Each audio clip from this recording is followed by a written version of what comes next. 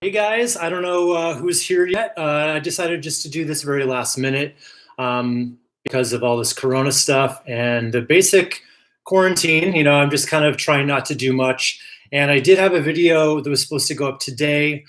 I just decided to, I guess, postpone it. I feel like now's not the right time for a lot of you guys, but I did still think I'd want to be here just in some way, and I've never done this before, so stick with me here. It may be a huge disaster. We'll see how it goes. But I just wanted to get in here, with you guys, answering your questions in real time. So it looks like we've got about 13 people here so far, so welcome, guys. So basically, the purpose of this is to answer any questions you have about any of the stuff I talk about. This could be your website. This could be your digital marketing, Facebook ads, email marketing, lead magnets, all the good stuff I talk about on the channel. I just want to give you guys some good value. Hey, Gavin from Wales, welcome. Yeah, everyone in the chat here, if you want to tell me where you're coming in from, that'd be awesome. I want to see where you guys are. So anyway, start asking your questions, and I hope everybody is doing okay. I know the situation isn't super dire for the healthy, it's mostly older people that if they get sick, it's bad for them. So I'm just trying to do my part, stay inside for the most part. So someone for AJ from Michigan, Zabi from Nigeria, Mansa Fitness from Sri Lanka. Cool. So welcome everybody. So I've got our first of all, need to say it's a chat roll. So I'm going to do my best to get to the questions, and I don't know exactly how this is going to work. So I feel like they may zoom past. So I'm going to do my best though. So Muskan and Lift says, hi, can you explain how I can do keyword research for a product I want to run Google ads? Yeah, keyword research. There's actually a new tool that I just discovered fairly recently. I feel like I missed the boat on it. It's called Uber Suggest. It's by Neil Patel, and it's a really great way to do free keyword research. I used to recommend something called KW Finder, but that was, I think they stopped doing that for free. So Uber Suggest is a great way to do keyword research. You just type in what you think you want to be found for, and they're gonna come up with a bunch of other suggestions for you too. So check it out. Concepts Hip Hop says, hey Wes, thanks for doing this. Your video has been extremely helpful. You're welcome. Glad to have you here. Charlie Bowling says, hi, I'm in Seattle. Hey, I used to live there. I want the question answered. How far in the future are you booked so I can book you for web design? Yeah, that's actually several months out usually. I only do one new client a month, so it's kind of right place, right time. But if you go to that page, if you go to wesmcdowell.com, you'll see a tab at the top for working with me for full projects. It's going to take you to the page where it says I'm booked. You can put your email address in there for the wait list, basically. For when I have availability, I email everybody on that wait list, and it's basically first come, first serve at that point. So I know it's not ideal, but yeah, sorry about that. Concepts Hip Hop is from Rhode Island. Lighthouse Man from Pennsylvania. Cool. AJ Wilson says, so how long does it really take to see backlinks applied to my website? So basically, I think what you're asking is how long does it take for Google to register that those backlinks are there? That is one of those mileage will vary things. It's generally, Google kind of has these bots crawling the web all the time. And in general, the more popular your website is, the more times it gets crawled by Google. And that means the shorter the wait time. But in general, any link should show up within a few hours to 72 hours. If it takes longer than that, you might want to do a manual submission or link to it from somewhere else, and that should get it found for you. Let's see. So Robert Arts is from Holland. Welcome, guys. Okay, so let's see.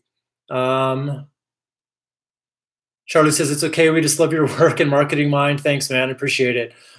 Good thing you don't live here anymore. We're the hardest. Yeah, you guys really did get hit hard in Seattle. I've got friends there. I used to live there for about 2.5 years, and I've still got friends there. And I'm always trying to check in on them and see how they're doing. So let's see. So ask your questions, guys. Hamid Riza says, hey, man, what's up?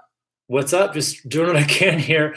So me and my two friends, architects, they're architects. I'm a web designer. we group up and want to open a design agency based in Canada, but we're going to work remotely and as freelancers. What do you suggest? That sounds like a good idea. I mean, so want to open up a design agency in Canada? Yeah, I mean, I'm not sure exactly what you're asking for specifically. I mean, that could mean a lot of things. I don't really give out advice for how to like run your business. It's mostly just how to market it. So I would say go through most of my videos where I talk about offering really great content. You know, that's the first piece. That's what once I started doing that, once I started going on YouTube regularly and just teaching what I know, that's when things really started to open up for me. It took a little bit of time. It does not happen overnight. It's not like you do it and then, you know, people are rushing through the gates right away. It's a slow burn, but you do that and you do it consistently enough. And then you have to have, you know, you have to direct people slowly towards your call to action, which would be to set up a consultation with you, go to your Calendly link, that kind of thing. I'm a big believer in Calendly links, just so people can just get right on your calendar. That's what I suggest. But put out content. Don't try to go do the thing that people do, which is they just do Facebook ads saying, hey, we're a design agency, come hire us. That doesn't work out so well. All right, cool. So Omar's from Massachusetts. Hey, Omar. How long should one work with an SEO company as far as seeing ranking results, page 1 and top 3 rankings? Okay, so how long, I think you're asking how long does that take? How long should you give someone to get you first page or top 3 rankings? I always want to be careful about no one can ever tell you they're going to get you to page 1 or to the top 3 spots, because by definition, there's only 3 spots there. So everyone can't be there, no matter how much they do. All you can really ever hope to do is do more than everybody else. So that depends on who you're working with, you know, how skilled they are, and how much you're investing in it. Because, you know, there's so many SEO companies out there that can do so much for the money. But depends how competitive your niche is too. So what I like to say is full results for SEO are generally going to happen in about a year. You can start seeing gains within a few months, but it's slow and there's no guarantees because we don't own Google. Only Google can really reward you with these rankings, obviously. And a lot of times what they say they reward isn't what they actually end up rewarding. You know, backlinks are still really, really huge in this. But Google will always kind of tell you it's not. They want everyone just to be putting out great content, and that's great, and you should be doing that for other reasons. But you're not always just going to get found that way. So keep up the backlinking campaigns, see where you're at, see if at a certain point you need to start putting more money behind it and more time behind it. That's why I don't always suggest SEO. I mean, sometimes there are other better ways of getting traffic, content marketing being one of my absolute favorites. So hopefully that helps. Okay, so Zubby Emoti says, what are your thoughts about the future of QR in cross-platform marketing and offline conversions? Zubby, I don't really know about that. I'm sorry, I wish I could answer that question for you. And then Art of the Abstract says, how would you suggest marketing my digital abstract artwork online? Yeah, I mean, that's the kind of thing where if it's just artwork, obviously you want to post that. Pinterest, you know, that kind of Pinterest is probably going to be huge for you. You can promote pins there. Instagram is going to be huge for you. You can get people, just use your hashtag strategy correctly. And once people are following you, then you can start doing, you know, sponsored posts, and you can start putting your artwork for sale in front of them as well. So I think that's a good way to do it. All right, cool. So let's see.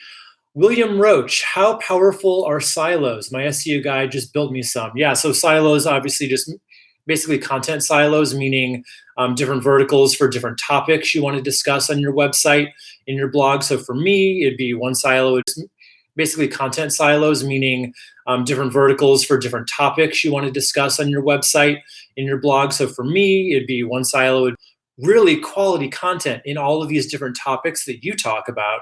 And then, so you have a pillar piece of content that's kind of all encompassing for that topic, then have different ancillary pieces of content that the pillar content links to, and the other scattered articles also link back to the pillar piece and all to each other. It's like a big spider web. So that's a technical term right there. All right. So Leaf Marshall says, hey, Wes, hey from Norway. Hey, Norway, welcome. Leaf, rather. Do you think Yoast is a good WordPress plugin, or would you suggest another? Good question. I'm glad you asked that, because I actually, Yoast is fine, but I actually switched to Rank Math, and that's way better. So look at Rank Math. I'm not going to go into whole spiel here, but I am going to be doing an upcoming video on Rank Math, so look out for that. It's just got a lot of the bells and whistles that Yoast you have to pay for. But Rank Math is, I think it's all free at this point. So thanks for asking that, Leaf. All right, so Amin Muldar says, I want to collect more leads on my website. I want to use a quiz, that's cool, where people answer a few questions, and based on that, I'll send them the best product they need in my niche. How do I do that? Which tool? Hold on, let me get some water. I actually am not super familiar with all the tools in terms of building quizzes. I've not actually made a quiz, but I am a big fan of the idea in certain circumstances.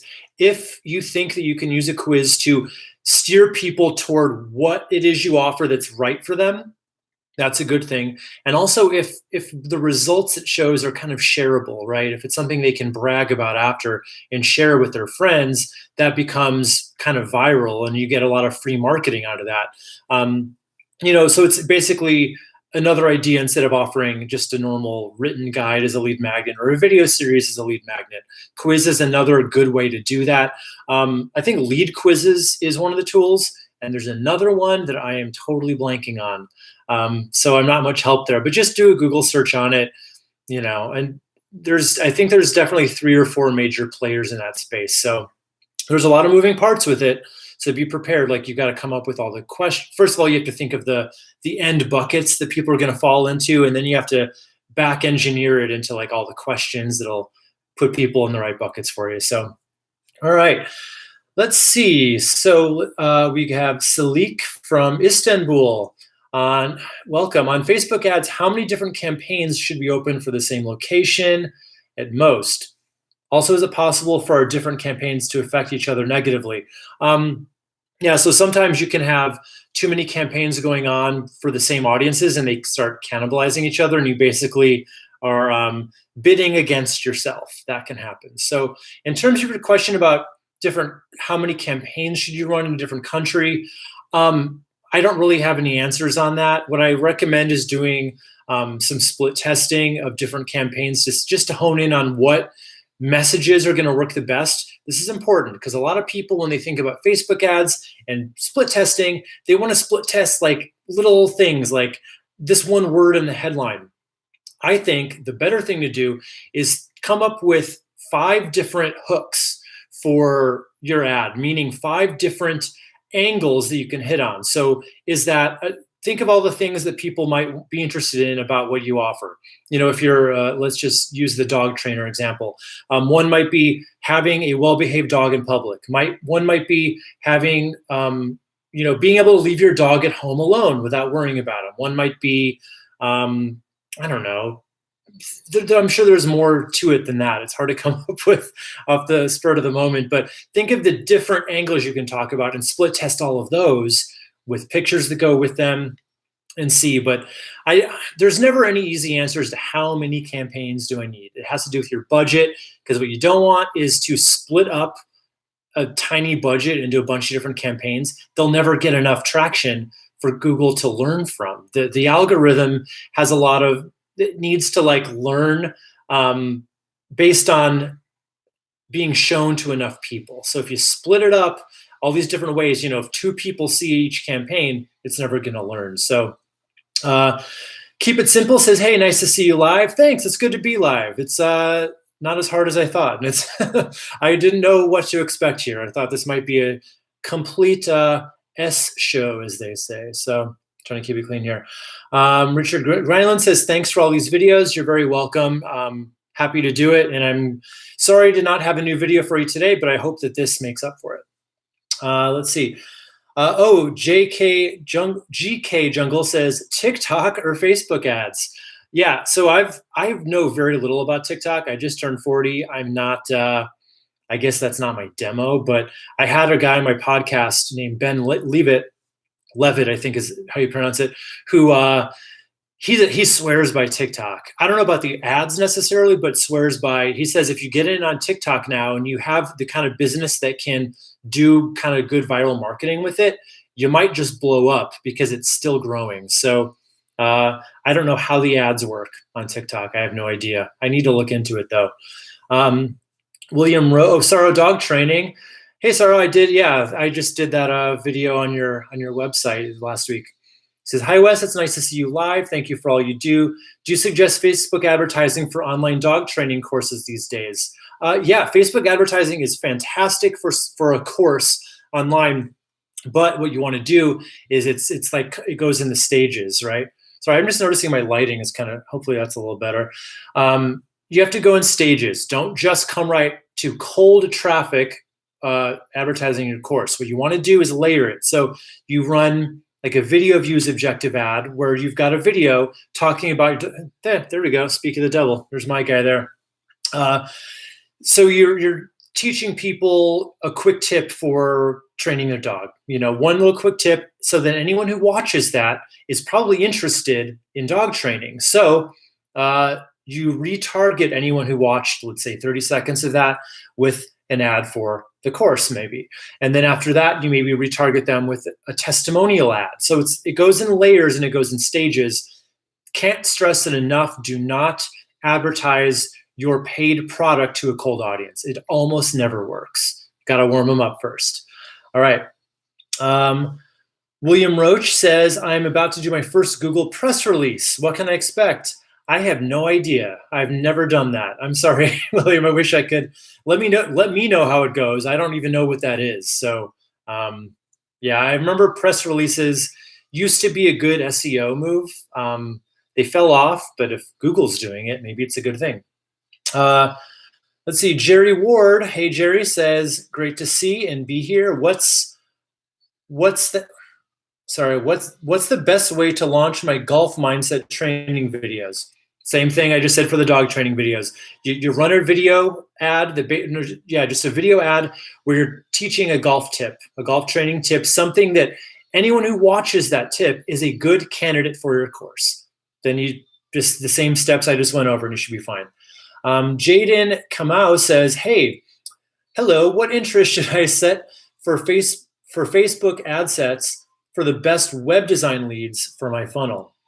What interests should I set? Oh, for web design leads. So you're probably talking about business owners, right? So look for any kind of interests that have to do with small business or entrepreneurship, that kind of thing. And then I would keep it a little wide open because Facebook's algorithm is really good at figuring out who's going to latch on to this. Don't try to get too granular.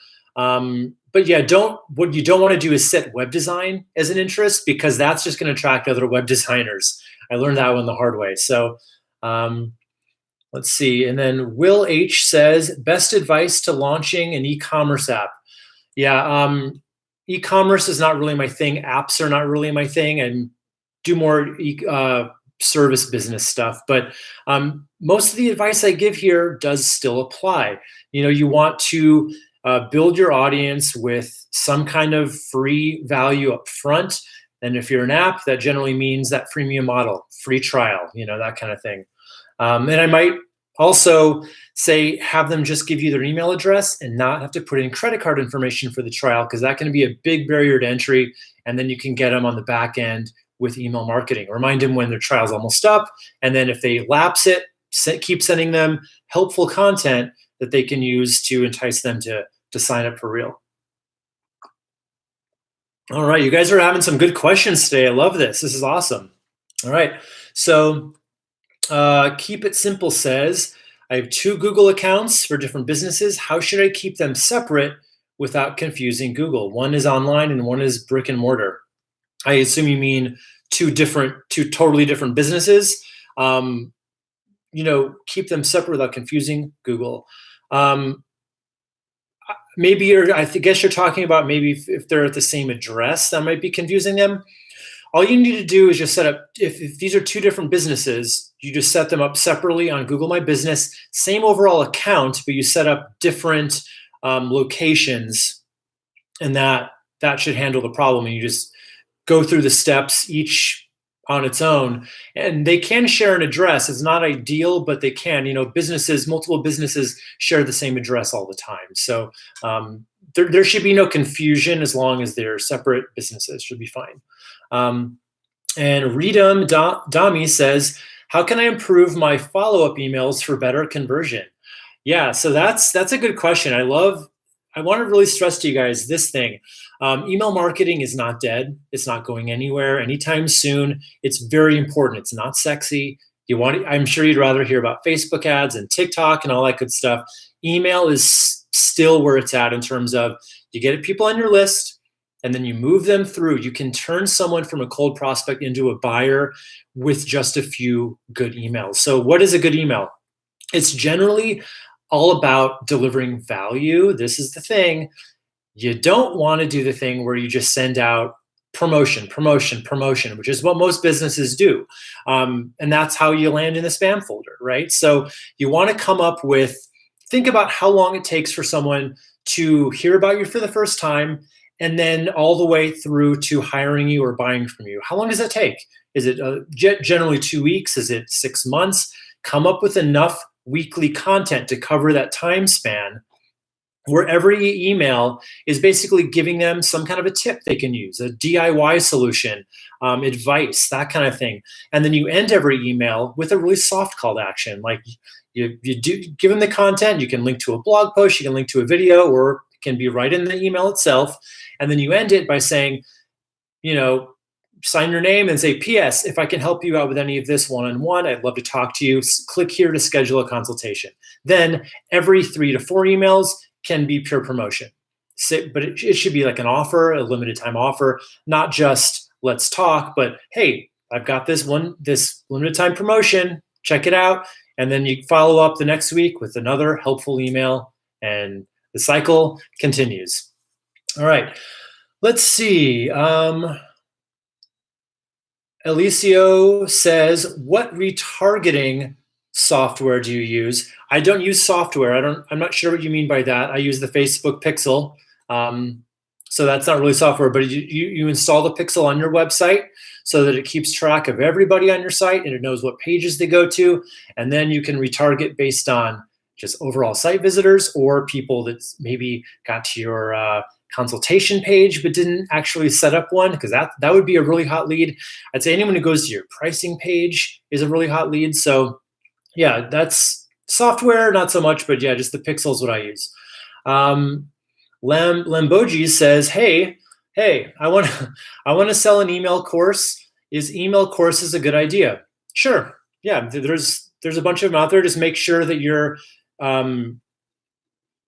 targeted with it. Courses tend to sell better if they are specific, laser targeted. Don't just do an email course. It has to be for either a certain industry or for a certain purpose. Just really narrow it down, and you'll sell way more of them, actually. Will H says, thank you, Wes, huge fan. Thank you so much. Appreciate that. Albert Figueroa says, I'm in construction. How do I get customers to leave me a review? They always seem happy after the service, but only a few leave reviews. Yeah, that's going to happen. You're not going to ever get as many reviews as you hope for, because what do they say? People are about 10 times more motivated to leave a negative review than a positive one, unfortunately. So what I like to do, or I like to tell people to do, I don't really go after reviews that much anymore for most cases. But if you're going to do it, ask them right after. And what you want to do is, so if you're in construction and they've been dealing with somebody in the office, what you want to do is set up kind of an incentive program in the office that anyone who is mentioned in a positive review gets a bonus of, I don't know, call it $100. So you follow up with that customer and say, because you can't really give them money for the review. That's kind of shady. And I mean, I guess you could, but I'm not going to give you that advice to do that. So tell them though, Google doesn't have a problem with this. Say if you leave a review and you reference your salesperson or whoever, they get an award for a reward for that. So what that does is it basically gives them a little bit of incentive. Like, oh, it's basically like leaving them a tip, right? So think about that. It's a way to go. And otherwise, just make it really easy for them to do it. Send them a link directly to where they can leave that review. I think I talk about that in one of my, I've got a video all about getting 5-star reviews, and I think I talk about what that link would be in there. So give them the link and tell them that they don't have to leave a review. They can just leave 5-star. They can leave a star rating if they want, because that's better than nothing. And a lot of people, they freeze up when they have to think about something to write. So give them the out there and you'll be better off. Okay, Edward says, hey Wes, would you mind talking about where or how should I learn the Facebook and Google Ads policies so I can stay updated? Yeah, this is something I don't really look at all that often. I know I should more than I do. I think all the advice I hear, I listen to a lot of podcasts on this topic. They basically just say you should always go to their website and review it. There's a podcast I listen to. By the way, I don't know if you guys know I have a podcast. You guys should be listening to my podcast too. It is called The Profitable Website. If you're not listening to that, go for it. But the podcast I'm referencing is, hold on, this is riveting. I know. Hold on. I don't know. It's basically, it's from, Social Media Marketing Talk Show.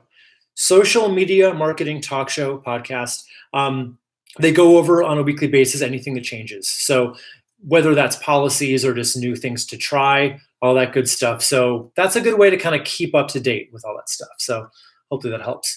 Rydam says, can you do a video on the tools you use for creating ads, funnel creation, sending emails, etc.? Yeah, I mean, I hope to get to all those videos someday about all the different tools I use. So basically, just real quick, for creating ads, I mean, I guess to create the images, there's so many different ways you can do it. You can just put in a photo or a video. You can put in something you've manipulated a bit, which you can do in Canva. That would be the tool for that. Funnel creation. That's one of those things that, there's different tools for create. Because here's the thing, a funnel is really just getting someone from a cold prospect to a buyer. That doesn't necessarily imply software, right? There's ClickFunnels, there's Unbounce, there's a few different ones that are software programs that just basically set you up with a funnel, right? A simple page with an email opt-in, all that good stuff.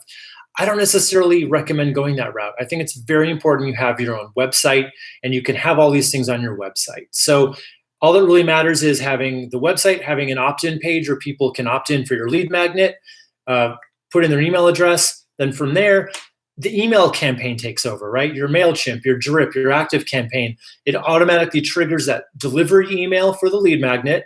And then every week it sends out those marketing emails after that. So that's really all I recommend for that. Keep It Simple says, I love email courses. I find them very convenient for a busy schedule and I think I misunderstood a question a bit back. Someone asked if it's a good idea to do an email course. I thought he meant, should I make a course about emails? Okay, misunderstood.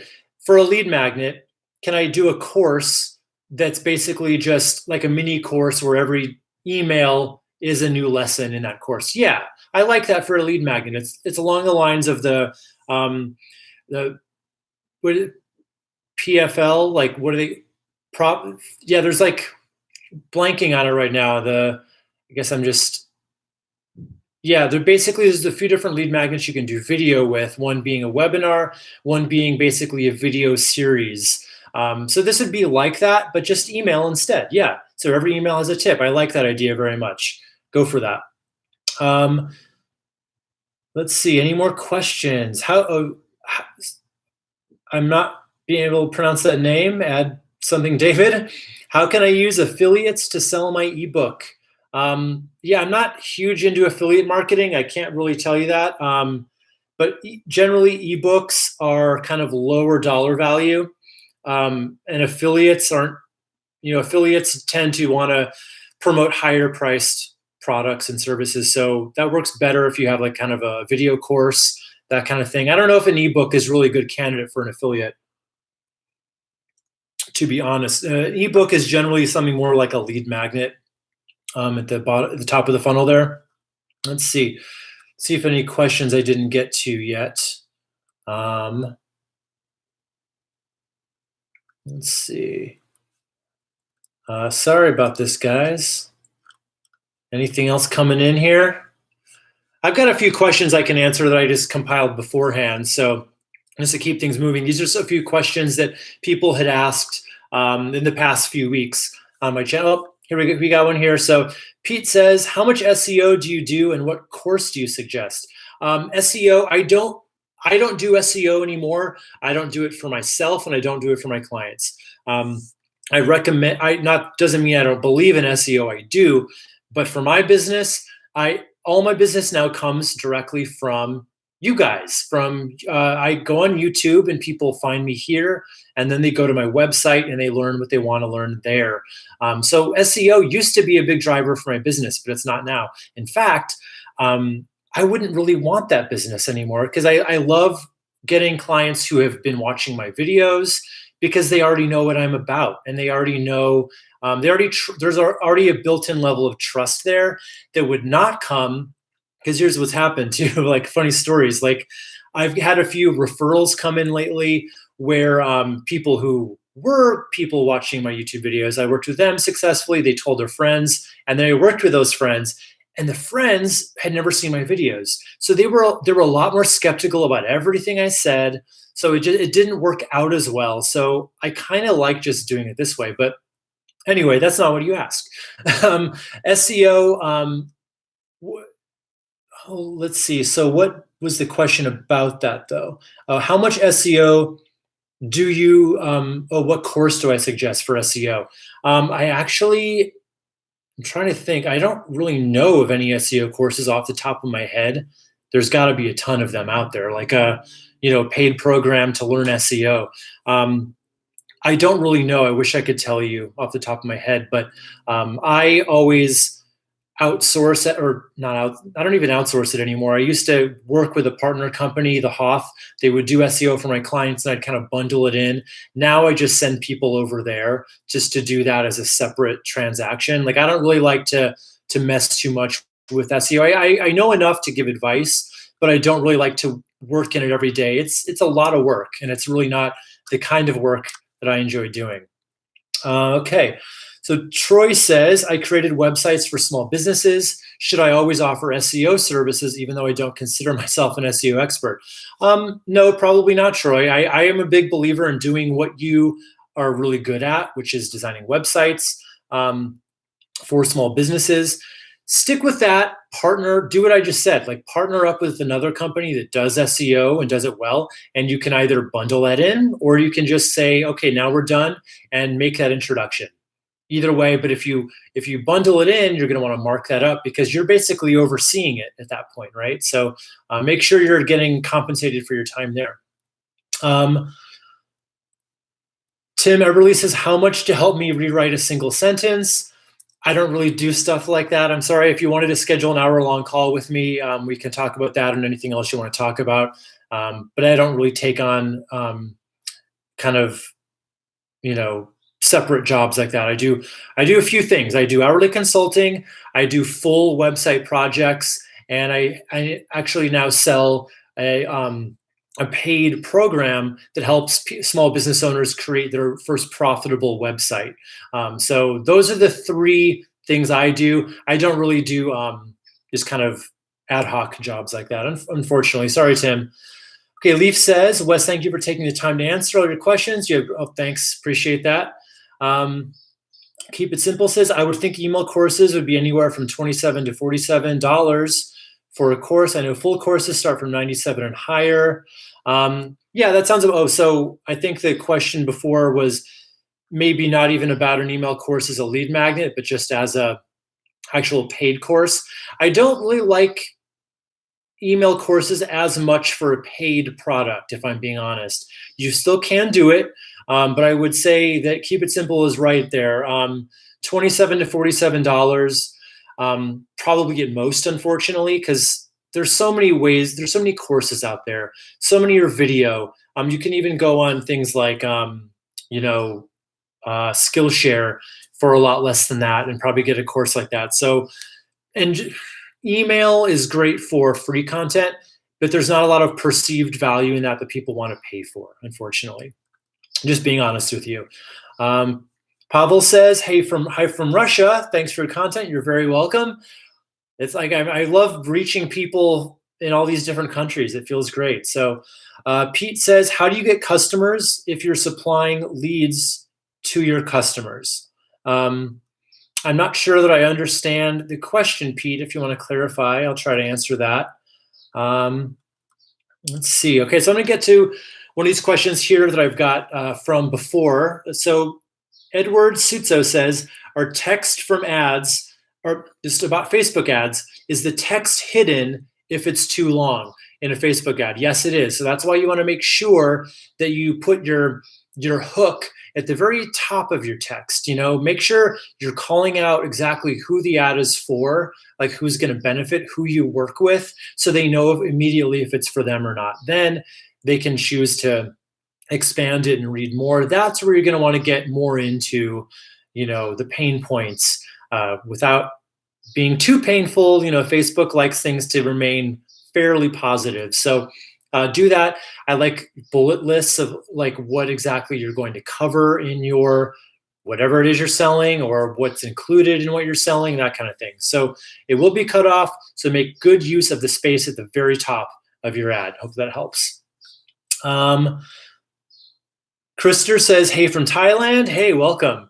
And then I think it's pronounced G, I'm not sure. Hello from Malaysia. Hey, appreciate your valuable sharing. Learned a ton from you. Thank you so much. I appreciate you for watching. Branding versus marketing. Okay. Is that, I don't know if that, I guess that's a question. What's branding versus what's marketing? Branding is basically just think of that as your brand's personality. People like to think of it as the logo, but it's a lot more than that. It's how you talk to your customers. It's the tone you use on your website. It's the colors you use. That's the personality. Marketing is the actual tactics you use. How are you getting in front of your people? Are you using content to attract them in? Or are you using SEO to get in front of people who are searching for what you do? That's the basic difference. And those are very broad words. So let's see. So Keep It Simple says, I'll get to Troy's first. Troy says, do you work with Facebook ads for realtors? Any advice you have for Facebook ads for realtors? I don't really do Facebook ads for clients. I know, I know enough about them to give advice and to talk about them. And I talk about them a lot with my hourly consulting clients.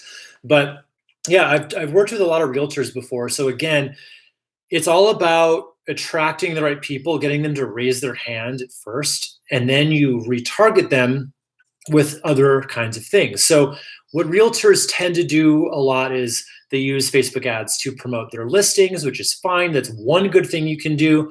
But the best thing you can really do is get people on your email list. Give out what's a really great piece of content you can offer for people searching for a home in your unique area. What is that piece of content? Is it a video that's going to help them sell their house faster with quick staging tips? Think of like what people really love watching on HGTV and play into that a little bit, because like that's a topic that is actually pretty sexy and people actually want to have a lot of information about when they're buying or selling a home. So do that, get them on your email list, then follow it up with that helpful stuff every single week. All right. So Keep It Simple says, are Google posts effective? They last 1 week at a time. Yeah, so Google posts are something you put in your Google My Business listing. Yeah, it's just basically like it can be announcing an offer, a discount, like a news article, anything like that. Effective in that Google likes to see that and makes it look like your business is thriving and it's doing stuff and it's in the community and all that good stuff. Do people really find that, and do people really engage with that? the jury's out on that. I don't really know. I like to do it though, because if people are searching for your business, that little pane will come up on the right side where it'll have all your information, all your reviews, and that post will be right there. So if you have a great offer going right now, it's good for that. It's not good for, announcing that, Peggy in accounting had a baby last week. Don't use it for stuff like that. It's more about keep it customer focused and you should be good. Keith says, hey, from the UK. Welcome, Keith. Steven says, hi, can you recommend a good and cheap app for recording the screen plus camera for a video podcast? Yeah, I use Loom.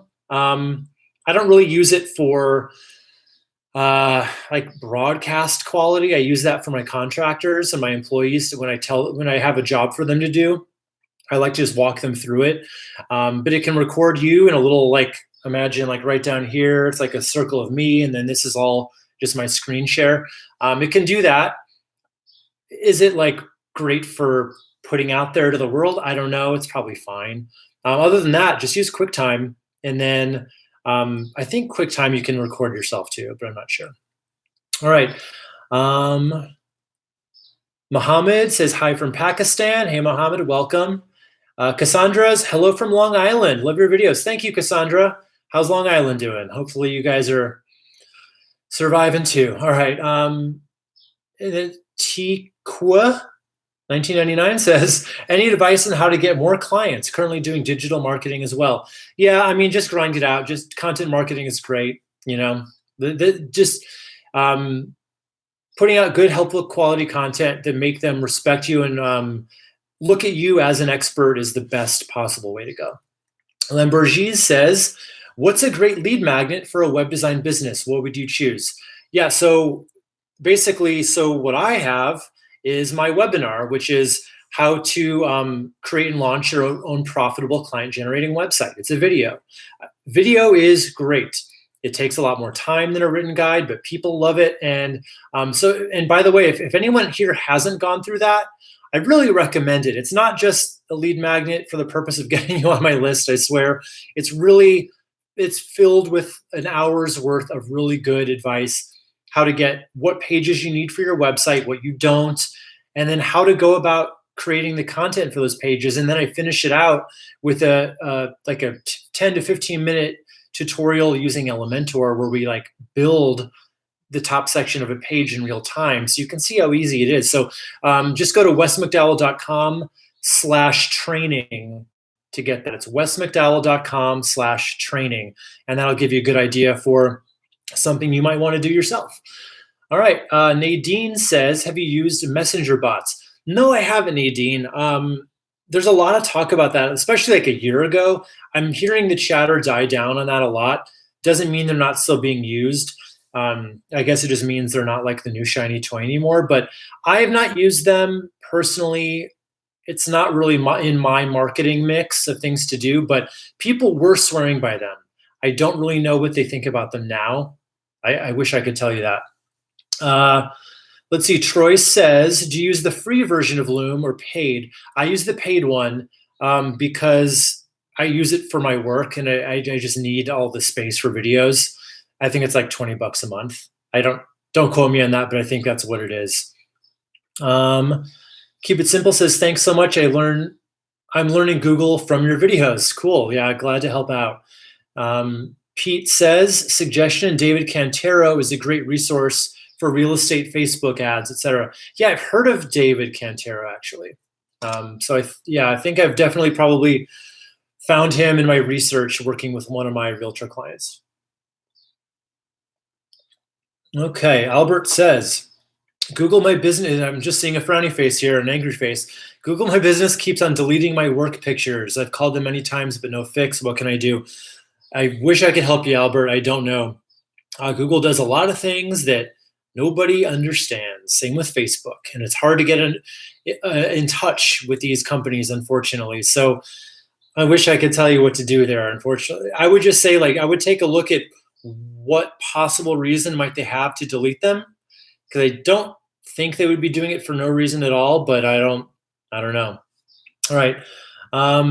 Troy says, can you recommend a good mic for video making? yeah, I don't want to, this is going to make a loud sound here when I do this, but okay. That is the Rode Podcaster. Sorry. It's called the Rode RODE Podcaster. That's what I use. I love it. I think it's great. Let me know if I sound good, and then you can be the judge of it. And Tikwa says, can a business turn profit with only Facebook marketing without lead gen or website? No. Okay, here's the thing. I never recommend not having a website for any business at all in 2020. It is the bare minimum for any business. You have to have a website. If you don't have a website, you don't look like a real business, unfortunately. So you can have, there's all these people that love ClickFunnels or, lead pages, these things, but these are not your website. And it makes companies look like, I would say it makes them look a little fly by night if they don't have a website. And by the way, where are you sending people from your Facebook ads if you don't have a website? I guess you could send them to your ClickFunnels or something like that, but no, theoretically, can a business turn a profit with Facebook ads only? Theoretically, anything can work if you do it the right way and you talk to your people the right way. But is it recommended? No, not with all the ways we have of building a free or close to free website these days. Again, wesmcdowell.com/training. Check it out. Like, you can get a website up and running for basically for free. You'd have to pay for hosting, but other than that, you can get a website for free if you spend a weekend at it. And sorry, I'll get off my soapbox about it, but websites are definitely necessary if you want to be taken seriously. Profits aside. Okay. Let's see. Andre says, I just sent it for your email, how to create your WordPress website in 2020, but the video is private. I'm not sure what that is in reference to. I think that, so that email went out today. I'm sorry, that email was supposed to not be sent today. Remember at the beginning of this episode, of this video, I said I had a video that was supposed to go out today. I decided not to do it, but to postpone it because of what's going on with the quarantine. I just wanted to do this instead. So apparently that email got sent out accidentally. So sorry about that. That'll be coming out late April now. Mohammed says, when are you planning to come live again? I might be listing my questions next time. Yeah, good question. So I am planning on making this a more regular thing, probably once every couple months. So I think the next one's going to be at the end of April. So normally every 2 months. This is just kind of an impromptu one. I decided to do about 30 minutes before I went live here. So yeah, I'm going to be doing it not regularly enough to count on. Don't wait for me and me answering these questions, but I'll always give you guys about a week's heads up so you can plan for it and be here live and ask your questions. Pete says, what camera do you use to record your YouTube videos? It is a Canon M50, and I love it. It's better than my old one for sure. Michael Subsic, hope I'm butchering that, I'm sure, are shorter domain names better than long ones? Here, domain names. So there's a few things going on with domain names. They have to be memorable so people can actually remember what to type in. And ideally, in a perfect world, they would have your keywords you want to be found for SEO in there, but only if it's not spammy. So if you were, a family lawyer, you could have, I've got an old Hittleman family law. That makes sense to be put it in that way. Or, sorrow dog training, that kind of thing. But don't do it if you're just shoehorning it in there and if it makes it unnecessarily long. But so long story short, shorter is generally better for memorability reasons than just for ease of use. So, but, if it has to be a little longer, and by the way, we're running out of domain names. People have to get creative now with like exactly what they're going to get because everything's taken. So yeah, it may have to be a little longer. I don't recommend putting hyphens in domain names because when you just say it out loud, if I were to tell people wesmcdowell.com and there's a hyphen in there, they're just going to do it without it and then they're lost, right? So, all right, we'll go for a few more minutes here. I'm not going to we're already at almost 50 minutes here. So I'll just wrap it up with a few last questions. But thank you guys so much for being here today. This is awesome. It's gone way better than I thought it would. So hope to have you guys all back next time I do it. All right. Let's see. Andre says, I also wonder if you have proposal templates for clients. I don't have those, Andres. I'm sorry. Gabriel says, is Elementor Pro worth it? I lost that question. What can I do with it? Yeah, Gabriel, funny you asked this. This is in the hopper for my next batch of videos I'm going to be doing next week. They're coming out like a month from now. I'm actually doing a video all about Elementor free versus paid. Elementor Pro, if you're asking if it's worth it, I say yes, it is worth it.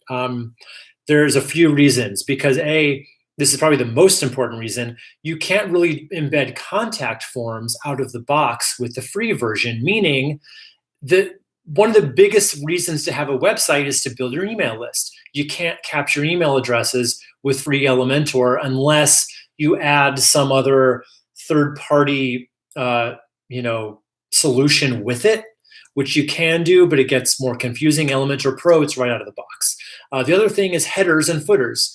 It's much harder to put the navigation up top with the free version. You kind of have to do a really Mickey Mouse duct tape solution for that. It's not the most elegant in the world. So an Elementor Pro is like $50, and I think that's like the best $50 you'll spend on your website. So I think it's definitely worth it. And in the video I'm going to go over all the differences, so you can really see for yourself, like, okay, do I need that? Do I not need that?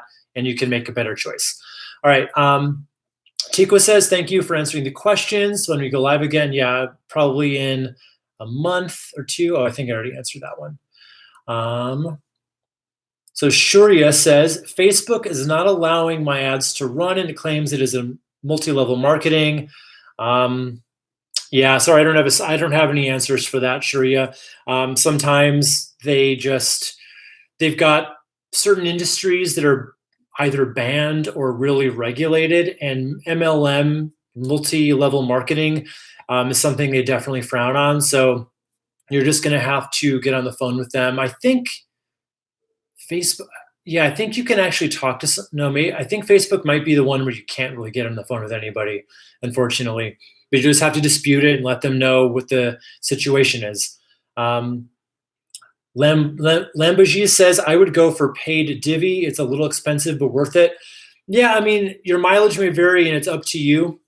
I used to recommend Divi. I used to talk about, WordPress themes. I no longer even mess with themes. I like Elementor so much better, but that's personal preference. I just think it's so easy to go in and build stuff in that, drag and drop, block by block. I find themes confusing. I'm the marketing guy and the design guy. I'm really not the tech guy. So themes were always a little bit nebulous to me. So Tikwa says, what marketers do you recommend to watch? Because there are too many gurus that don't know what they're doing out there. Yeah. In terms of marketers, yeah, when you start talking about marketers, your head swims with all these like kind of skeezy people. I think Amy Porterfield's got a lot of good things to say. It's mostly in terms of like list building and like webinars, that kind of thing. But she's really helpful. And I like Rick Mulready. He's great with Facebook ads. If you're serious about Facebook ads, I talk about it as much as I know, but Rick Mulready is like the man when it comes to Facebook ads. And there's like different people that have different kind of silos for what they talk about. So those are some of my favorites. Troy says, when should I use Squarespace and Wix for simple websites? I feel like with WordPress, we have to update plugin and themes all the time. Yeah, you do have to update the plugin, but I feel like as long as you aren't making drastic changes, like hard-coded changes, you should be able to update things just fine with no problems. So in terms of Wix or Squarespace, here's the thing. I don't ever recommend those. I think that they're fine. I think they were great a couple of years ago when that was kind of your only option of DIYing it yourself. But with Elementor, it's so easy, and that's a website you own, and you don't have to pay the monthly hosting fees, and you can kind of do almost anything you can dream up with something like WordPress and Elementor. But if you can get done what you need to get done with Wix or Squarespace, then go for it. It is not the solution that I like or that I recommend with what I think are better options out there. All right. Tico said, okay, I've already answered from some of you guys. I want to see if there's a new person here to just get one last question in. Okay, so yeah, we've got a new question from Dre Krent saying, so this will be the last one I answer, guys. So thanks for sticking with me, but we have one more to go. The best way to get free conversion traffic to your website. By conversion traffic, I assume you just mean traffic that's going to convert into a customer. Honestly, the very, very, very best way, the gold standard in my eyes, is content marketing. It takes a lot of work. This is not a simple solution. Like, put up a blog post and you're going to get a floodgate of people. But if you start creating content that's helpful to your audience, and there's always a way to do this. There's a book I just read called They Ask You Answer. I'm blanking on the name of the author right now because I'm live and I am forgetting all my stuff right now. They Ask You Answer. It basically talks about how to become more or less the Wikipedia of your industry. Your customers have questions about what you do. Even if it's a boring topic, people, when they want to hire someone like you or work with someone like you, they've got questions about it. So this book is all about, the author was like, he's a pool guy. He had a pool company, and people were always asking him, fiberglass or concrete pools, how big is too big for a pool? How much pool do I need? These kinds of things. So he started making all these pieces of content, these articles, and slowly but surely, his articles started ranking for all of these search terms. Did people buy right away? No, but they came to the website.